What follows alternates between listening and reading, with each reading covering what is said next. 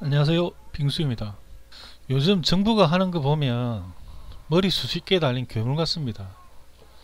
그게 전부 문재인 대통령이 뜻인지 행정 각 부처들이 대통령 뜻과 무관하게 따로법으로 노는 것 같습니다. 민주당 주류 세력들의 무차별적인 이재명 탄압도 그렇고 그게 문 대통령의 뜻은 아닌 것 같은데 왜 방치만 하시는지. 국토교통부는 자가용 영업을 허용하려고 하고, 여가부는 방송에서 아이돌 외모 기준을 제한하고 납득도 안 되는 내용이 포함된 성희롱 주행 기준 지침서나 발행하고, 방통위는 유튜브와 구글 같은 해외 기업 검색엔진 컨텐츠 플랫폼 등을 임시정지, 다른 자질구레한 구실 같은 거는 제껴놓고 여기 망 이용 관련 가이드라인 마련, 넷플릭스 유튜브 갑질 막는다, 이게 좀 눈여겨봐야 할 대목인데, 방통위는 국내외 사업자 간 역차별 해소를 위해 콘텐츠 사업자의 망 이용 관련 불공정 행위를 규제하는 법을 신설하고 공정한 망 이용 계약에 관한 가이드라인을 올 6월까지 마련할 계획이다. 이게 망사용료라는 게 우리 국내 소비자들이 한 달에 한 번씩 내는 통신요금 있지 않습니까? 컴퓨터 인터넷 깔면 인터넷 사용료 그거 하고 핸드폰 데이터 요금 우리 국내 소비자들한테 받고 있는데, 넷플릭스 유튜브는 플랫폼 제공자입니다. 구글은 검색 엔진 제공자고. 근데 국내 네이버나 아프리카 TV 같은 데서는 망 사용료를 한 달에 한 달인가 1년인가 모르겠는데 하여튼 몇 억씩 낸다고 그럽니다. 근데 우리 일반 소비자들한테 망사용료를 받고 있는데 이중으로 받고 있는 거죠. 컨텐츠를 만드는 사람한테도 받는다는 거죠. 이중으로 요금을 징수한다는 겁니다. 우리가 택배를 받을 때도 판매자에서 받거나 예?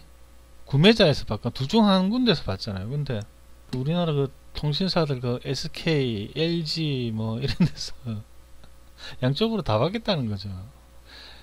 근데 그걸 이제 고분고분 네이버 아프리카 TV 이런 데서는 고분고분 내왔는데, 유튜브 구글 넷플릭스 이런 데는 안 된다 이거죠.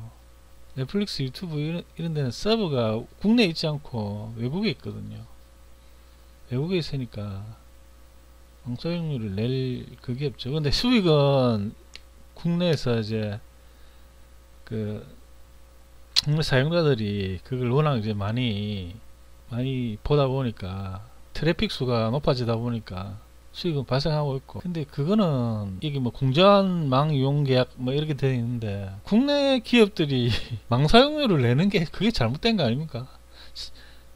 우리한테 받든지 아니 우리한테 안 받든지 차라리 그러면은 우리한테도 받고 내부에서도 받고, 그걸 정부에서 편을 들어주고 있어요. 통신사 편은.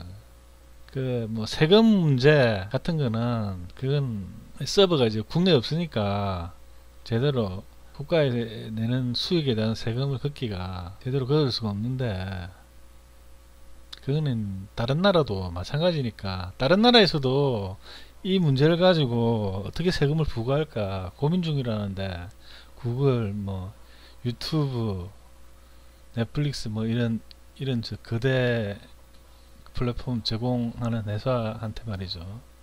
글로벌 회사한테 외국 담당자들하고 협의를 해서 합리적으로 징수를 하면 되는 거고. 근데 망상료는 국내 기업에 대한 역차별이라고 하는데, 이거는 국내 기업에게 부과하는 망상료를 면제를 해야 맞는 거죠. 이게 양쪽으로 받는 게 어딨습니까? 안 그렇습니까? 넷플릭스나 유튜브 등 해외 CP들이 국내 기업과 비교했을 때 공정한 망 이용 대가를 지불하지 않는 데다가 계약 절차상에 유리한 계약 조건을 제시할 때 이를 제재할 마땅한 법 근거가 없다는 이유에서다.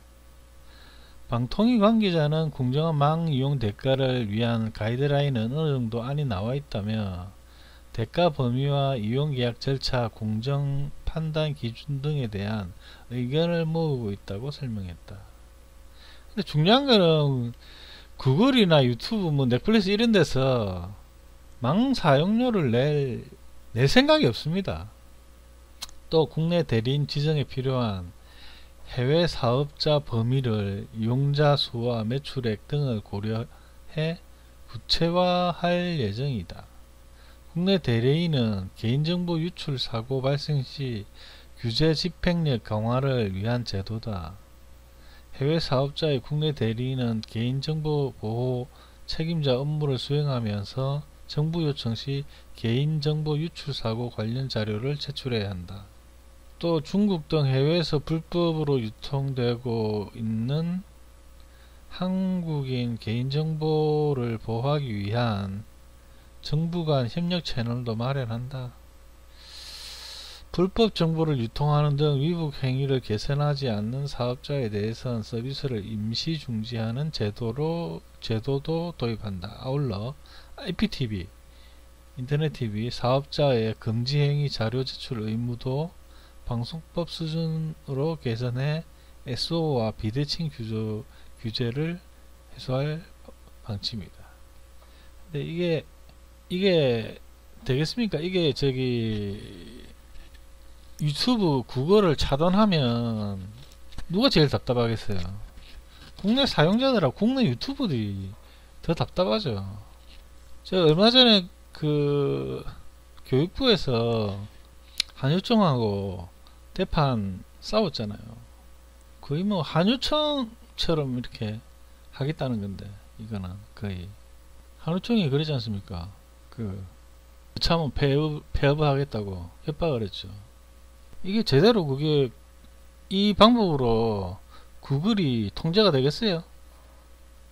전 절대 안 된다고 보거든요. 작년에는 법무부 장관이 가상화폐 거래소 폐쇄할 수도 있다고 헛소리 해가지고 역풍 맞았죠. 자율에 맡기는 것도 좋은데 어느 정도는 대통령께서 중심을 잡아 주셔야 하지 않을까요? 가이드라인을 제시하라는 얘기입니다. 엊그제 적폐자유당 지지율이 리얼미터상 30% 넘었답니다. 국정농단 사태 2년 반 만에. 장관 인선 시에 말들이 많았죠. 자유당이 원래 무조건 부적합 판정을 내렸으니까 들을 필요도 없지만 그걸 빼더라도 문제가 많았죠. 그것들이 지금 증명되는 순간들입니다. 물론 그 중에는 잘한 조치도 있습니다. 교육부가 한유총의 횡포를 막은 것은 하나의 쾌거입니다. 한 30년 정도 장기 집권하겠다고 이해찬 대표의 포부가 대단했는데 5년도 버겁겠네요. 가장 큰 문제가 바로 같은 당 통지 죽이기에 혈안이 되어 있는 거죠. 자유당도 한심했지만 민주당은 그와 다르게 또 한심합니다.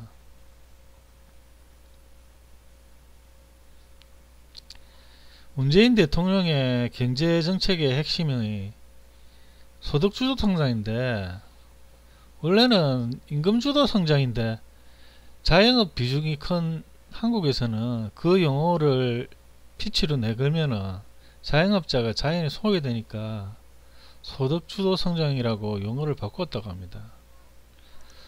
자한당에서는 소득주도 성장 실패론을 내세우면서 경제정책 수정하라고 압박을 하지만 문통은 경제정책 기조 변동은 없다고 하셨지요. 단호하게. 그런데 실제적으로 소득주도 성장을 하고 있는 게 뭐가 있습니까? 선거 기간 중에 공약으로 내걸은 법인세 인상, 부유세 인상 외에 그 뒤에 좀 몇 가지 저소득층 복지지출 늘리고 그거 말고 뭐 딱히 있습니까? 최저임금 대폭 인상, 대기업들이야 감당이 되겠지만 감당하기 어려운 중소기업, 영세 자영업자들은 사정도 좀 살피고 해야 되는데 자영업자들이 감당할 수 있는 환경을 먼저 만들어 놓고 살펴가면서 조금씩 올려야 마땅한 거죠.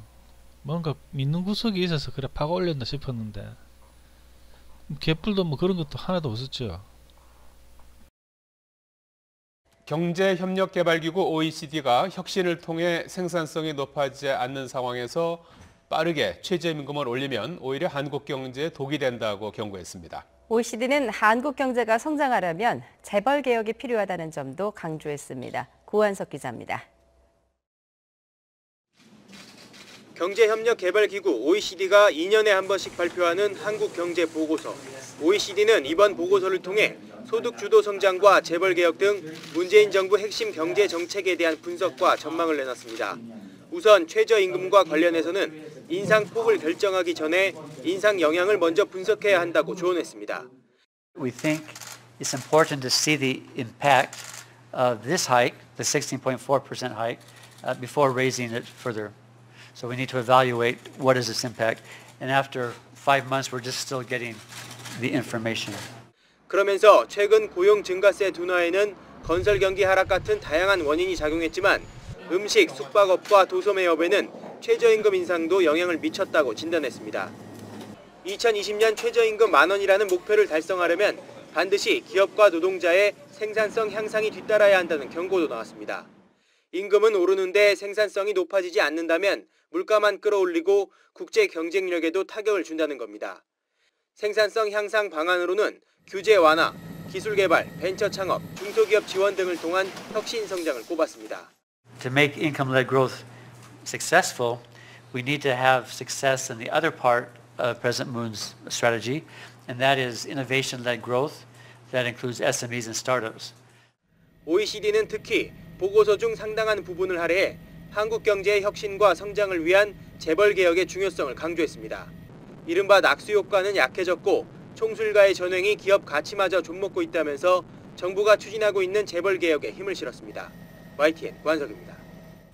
최저임금의 상여금 수당의 편입, 은산분리 완화, 이거는 산업자본이 금융자본의 지분 제한 비율을 높여주는 것입니다. 카풀 허용은 택시기사 생계를 위협하는 자동차 영업을 허용한 것이죠. 고액 연봉자 5년간 임금 동결, 현대자동차 같은 기성노조들의 임금을 5년간 동결시킨다는 겁니다. 5년간. 고액 연봉자라고 해도 그들은 봉급생활자고 피라미드 꼭대기에 계신 분들은 따로 있죠. 먼저 그 피라미드 꼭대기층의 소득부터 억제시키고 이분들 연봉을 동결시키는 게 순서죠. 그게 꼭 필요하단 말입니다. 꼭 해야 되겠다면. 한국 사회는 지금 돈이 없어서가 아니고 돈이 한쪽으로 너무 몰려서 문제인 것입니다. 양극화가 너무 심해지고 있다는 거죠. 지금까지 나열한 정책들이 과연 소득주도 성장과 별을 같이 하는 게 맞습니까? 전부 기업을 향하고 있는데 정책들이 자동차 영업 허용은 의뢰 주문을 틀어서 의뢰 주문을 채워주겠다는 그런 취지 아닙니까? 얼마 전에 1인당 GNI가 3만 불을 넘었다고 뉴스에 나왔습니다. 그러나 서민들은 더 살기 어려워졌다고 느끼고 있죠. 그렇다면 그 평균 점수를 올리는 놈이 있겠죠. 바로 재벌 기득권층이죠. 학교 다닐 때 시험 점수가 바닥을 치는 아이들이 3, 40점 받을 때 자기는 별로 올라가지도 않아도 혹은 뭐 내려가더라도 상위권 아이들이 점수가 팍 올라가면 반 평균은 올라가죠. 중요한 것은 표준 편차입니다. 그게 바로 양극화입니다. 평균 소득 올라가는 게 뭐가 중요합니까? 내 호주머니가 빵빵해지느냐가 중요한 거죠. 이재용의 소득이 10억 더 늘어난 것은 중요하지 않습니다. 이재용이 시장 나와서 떡볶이를 사 먹겠어요? 택시를 타겠어요? 재벌들은 명품 소비만을 합니다. 서민들의 실물 경제에는 도움이 안 되죠. 기업의 이윤을 극대화한다고 물가와 인건 비싼 외국으로 공장과 사무실을 이전, 국내 소비시장이 규모가 쪼그라들어도 명품 시장 규모는 커가고 있다는 거 뉴스에 얼마 전에 나왔습니다. 소득이 양극화되니 소비가 양극화되는 것도 지극히 정상이죠. 네, 얼어붙은 소비 심리에도 명품 시장에서는 예상치 못한 매출 상승이 이어지고 있습니다. 동시에 초저가, 실속형 시장도 꾸준히 넓어지고 있다고 하는데요. 이동훈 기자가 취재했습니다. 지난해 4분기 신세계, 현대, 롯데백화점의 해외 명품 매출은 재작년보다 평균 10% 넘게 뛰었습니다. 가계 소득이 크게 늘거나 소비 심리가 개선되지도 않았는데 가격 대비 심리적 만족감을 중요시하는 20, 30대의 영향이 컸기 때문입니다. 주요 백화점의 20대의 해외 명품 매출 신장률은 20%대 중반부터 많게는 30%대까지 이릅니다. 40, 50대 증가율은 한 자릿수에 그치거나 10%대에 머물러 큰 차이를 보였습니다. 동시에 저가형, 실속형 소비도 꾸준히 늘고 있어 소비의 양극화가 뚜렷해지는 양상입니다. 실제 불황에 빠진 패션 업계의 한 저가형 브랜드는 작년에 다른 중고급 브랜드를 제치고 매출 1조 원을 넘겼습니다. 천원숍으로 유명한 한 소매 브랜드는 매출이 2014년 8,900억 원에서 재작년 1조 6,400여억 원으로 3년 만에 2배 가까이 증가한 데 이어 지난해는 2조 원을 돌파한 것으로 추산됩니다. 전문가들은 이 같은 패턴이 전형적인 불황형 소비 형태라고 진단합니다. 거시 지표들이 나빠지면서 경기 불황이 지속되고 있고요. 여기에 소득 불평등이 강화된 부분 역시 소비 패턴의 변화에 영향을 주고 있는 것으로. 국민소득 3만 달러 시대가 열렸지만 일자리 문제에다 초저가형 필수품에 집중된 소비 형태 등이 겹치면서 소비 양극화가 고착화하는 게 아니냐는 전망도 제기되고 있습니다. 연합뉴스TV 이동훈입니다. 이재용 회장도 애국심이 있다면 오로지 기업의 이윤만을 추구하려고 저개발 국가에 공장 짓고 사무실 짓고 이런 거 산업 공동화 현상이라고 하지요. 선진국의 본국이나 도시 중심부가 비어버리는 현상, 물가와 인건비가 싼 지역으로 생산시설 등이 이동하는 현상을 말합니다. 그러지 말고 국내에 좀 지었으면 좋겠습니다. 대한민국은 지금 좋은 일자리가 부족합니다. 비정규직 이런 거 말고요. 제발. 그러니 실업자나 소득이 부족한 이들이 택시기사를 위협하는 카풀 알바도 하려는 거 아닙니까? 주머니가 두둑해지면 그런 알바 하려고 하겠습니까? 기업들은 특히 삼성 같은 대기업은 그동안 얼마나 많은 특혜를 누려왔습니까? 전기세만 예를 들더라도 특별히 삼성에 들어가는 전기세는 단가가 가정용의 반도 안 되죠. 이윤 추구와 동시에 사회에 이윤을 환원하려는 책임도 동시에 지는 겁니다. 기업이. 대한민국의 일들이 모두 사라지면 삼성 같은 그런 대기업들이 그 부와 특혜를 계속 유지할 수가 있겠습니까? 삼성 같은 갑들이 을들 위해서 군림을 하고 있으니까 가능한 것이죠. 을이 살아야 갑도 사는 법입니다. 부유층이 아닌 중산층이야 극빈층까지 소득 증가가 가장 시급합니다. 복지로 메꾸는 것도 한계가 있죠. 이럴 때 삼성 같은 대기업이 도망쫓지 말고 노블리스, 오블리제 정신 좀 발휘했으면 좋겠습니다. 문 대통령이 직접적으로 이재명을 기소하라고 검찰에게 지시하지는 않았다고 믿고 싶습니다. 관련 없을 수도 있습니다. 그렇지만 이재명이 지금 억지 기소 당하고 있는 거 소식 들었을 때죠. 그렇게 방치하는 것도 잘못하고 있는 거죠. 민주당 주류 세력들이 이재명을 음해 공작하는 수준이 자유당을 능가하고 있습니다. 지지율이 추락하고 여론이 그다지 좋지 않은데 무슨 여유가 있어서 김진표 영감은 제명 운동을 앞장서고 있고 동지 등지에 칼 꽂는 게 그렇게 급하셨습니까? 문 대통령이 혹시 속으로 나쁘지 않게 흘러가네 라고 생각이라도 하시는지. 이건 미필적 고의에 의한 방치입니다. 세월호 사고에서 박근혜가 세월호 침몰시키려고 뭐이라도 해서 비난받았나요? 위기에 빠진 국민들을 구호하는 데 불성실했고 죽어가도록 방치해서 국민들이 도의적인 책임을 물었던 것입니다. 이재명 도지사 재판 소식 가끔 듣는데 들여다보면 아주 가관입니다. 억지 기소 재판, 이재명 도지사 재판 어제 오늘 일도 아니고 1월 12일 1심 첫 재판에서 2달이 넘었는데 그만큼 기다렸으면 문통도죠. 반응을 해야 안됩니까? 같은 피를 나눈 형제한테 배신당한 것도 개탄할 노릇인데 정치적으로는 민주당의 그 찐문 클럽들이 같은 당 동지에게 등에 칼 꽂으려고 혈안이 되어 있죠. 어제 운규님, 소수님, 이해님 유튜브를 다 봤습니다. 시사타파가 이종호님 맞죠? 어떻게 본 기억은 나는데 어떻게 알게 됐습니다. 어떻게 특히 소수님이 그분의 작년 7월 방송분을 보고 아주 궤강이 되셨던데 충분히 이해가 갑니다. 제가 작년에 그 방송 보고 소심한 댓글 하나 달았다가 딱 한마디로 일축했다는 거 아닙니까?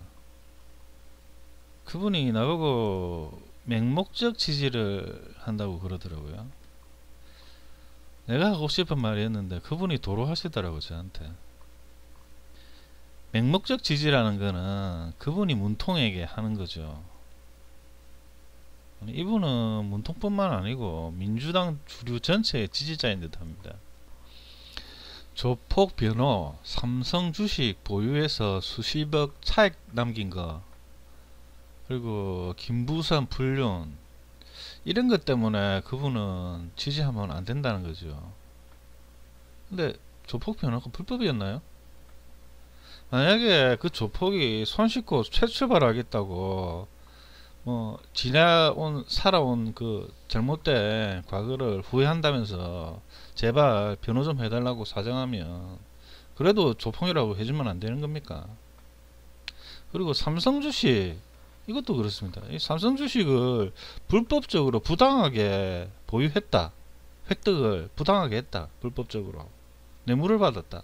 그것도 아니고 그것을 보유해서 수십억의 차익을 남겨서 그게 뭐 불법입니까? 지지하면 안 된다는 겁니까? 그것 때문에? 그리고 김부선 말만 믿고 불륜이라고 단정을 하신 거죠, 이분이. 근데 만약 김부선이 시사타파와 불륜이라고 주장하면 그것도 믿을까요? 그리고 불륜이라고 믿었다고 쳐도 그렇습니다. 김혜경 사모님이 소름 끼치게 싫다면서 뭐 갑자기 불쌍해지기라도 한 겁니까? 그 음해 공작을 그대로 문 대통령이나 김경수가 모함을 받았으면 지금 이재명 도지사에게 하듯이 똑같이 반응을 할 것인지. 김경수 도지사가 1심 판결에서 들여다보면은 제가 있는지 없는지는 그건 재판부에서 판단할 일이고 너무 과중하다는 생각이 들고 그 판결문 취지를 보면은 억지스럽다는 생각도 듭니다. 근데 이재명 도지사가 이 검사에게 기소된 논리는 그거하고 비교가 안 되죠. 솔직히 말도 안 되기로는 따지고 보면. 근데 이재명 도지사한테는 안 그러잖아요. 김경수는 죄가 없다 그러면서 이재명은 죄가 없다 하면 왜 안 되는 거죠? 이분은 이중잣대를 가지고 계십니다. 민주당용, 이재명용. 그 민주당이 그 투트랙 좋아하잖아요. 예? 이쪽으로 가야 되겠지만 혹시 다른 루트로도 이렇게 진행한다. 이게 좋은데 그 누군가를 평가하는 이 판단 기준은 이중잣대를 가지면 안 되죠. 진짜 따지고 싶은 말은 많은데 안 하기로 했습니다.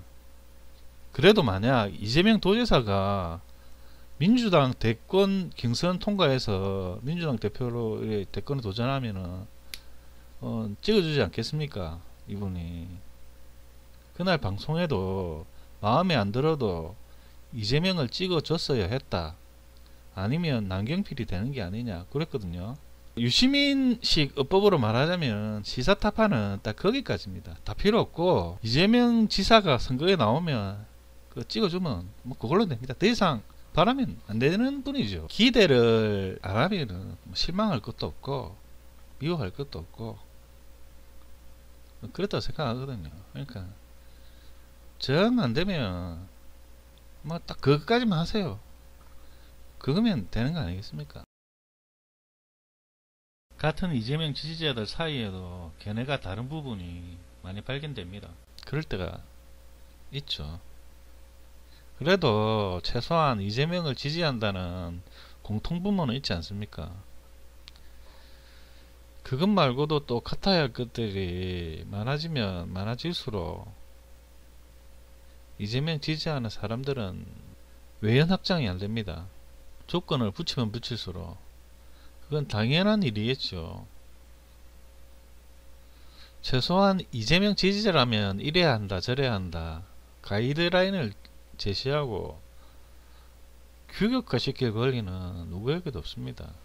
설령 이재명 지지하는 거 말고 맞는 거 하나도 없다고 할지라도 최소한 이재명이 선거에 나오면 찍어줄 분들 아닙니까?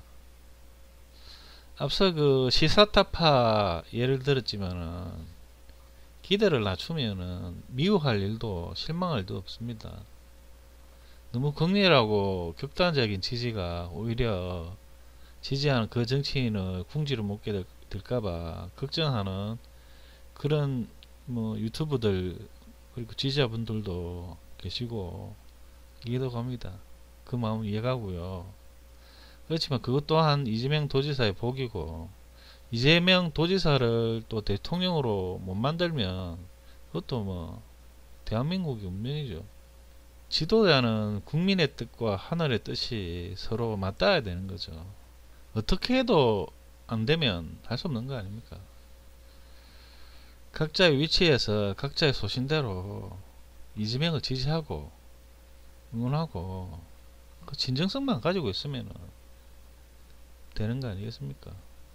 서로 다른 부분은 인정해주고 존중해주고 그런 게 어떨까 합니다. 상대를 존중한다는 게 딴 거 아닙니다. 그러니까 뭐 상대방 생각을 내가 받아들이라 이런 의미가 아니고 상대방이 그 소신대로 생각하고 행동하게끔 그냥 내버려 두라는 거죠. 대신에 그건 이제 저한테 강요하지는 말고 상대방이 어떤 생각을 하고 있다 내 생각을 또 상대방한테 뭐 알렸다. 근데 받아들이고 안 받아들이고는 상대방 마음이죠. 그게 존중해 주는 거 아닙니까? 제가 이재명 지지자분들에게 원하는 거는 이재명 지지자분들 중에서 저하고 뭐 맞는 게 하나도 없는 분들도 계시죠. 근데 이재명 지지하는 거 그거 하나만큼은 같지 않습니까? 그래서 그분들에게 원하는 거는 간단합니다. 뭐 앞서 시사타파 님한테도 제가 바라는 게 딱 그거 하나듯이 이재명이 선거에 나오면 한 표 찍어 주실 거죠. 뭐 그거 하나면 되는 겁니다. 뭐 더 이상 그분들한테 그런 더 이상 안 바랍니다. 이재명 지지자들 사이에 나는 이제 누구를 좋게 생각 안 하는데 저쪽은 좋게 생각하더라. 근데 뭐 제대로 알고 그러느냐 그러면서 뭐 심지어는 그래서 당신은 뭐 가짜 지지자다 지지하는 척 하는 거다 이러는데 그렇게 비판하는 거는 옳지 않다고 생각합니다. 하나부터 10까지 찍어내듯이 생각이 같으신 분은 없습니다. 어떤 때는 어느 쪽이 맞고 어느 쪽이 틀린지도 모를 때도 많고요. 혹시 모임이나 같이 활동하실 동지 찾으시려거든 뭐 이재명 지지하는 거 말고도 다른 공통점이 많아야 되겠지만 이재명 지지자 자격 조건을 주렁주렁 달면 달수록 지지자가 많아질 수가 없는 것이죠. 이재명 도지사가 자기 지도자가 되는 것만큼 중요한 것은 자유당이 정권을 못 잡게 하는 것입니다. 자유당의 뿌리가 전두환 정권이라고 어떤 언론에서 그렇게 말을 하던데 틀렸습니다. 그 앞에 박정희가 있고 그 앞에 이승만이 있고 그 앞에 일본이 있습니다. 하나님 보십시오. 일본 자민당 한국 지부지요. 대한제국의 경술련에 일본에게 국권이 넘어간 걸 경술국치라고 하는데 그걸 부끄러워할 줄 알면서 토착 외국인 자민당 한국 지부에게 정권이 넘어가는 걸 왜 부끄럽게 생각 안 합니까? 과거사 인정 안 하고 목에 칼이 들어와도 사과 못 한다고 버티는 아베 정권 비슷한 사람 생각나는 사람 없습니까? 누군지 말은 안 하겠습니다.